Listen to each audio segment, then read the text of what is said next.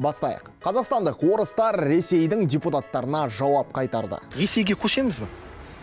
Не керек ол бізге Ресей? Қазақстанда тамаша болып тұрамыз ғой, не керек бізге? Видеодағы жерлестеріміз блогер Алексей Лодочников пен Кристина есімді қыз. Қазақстанда тұратын орыстарды қазақ тілін мәжбүрлеп жаттатуда, депті Ресей депутаттары. Алексей мен Кристина бұл сөздерді жоққа шығармақ. Жарайсыңдар. Видео ресейлік депутаттарға нақты жетсін деген оймен Алексей орыс тілінде де видео жазған.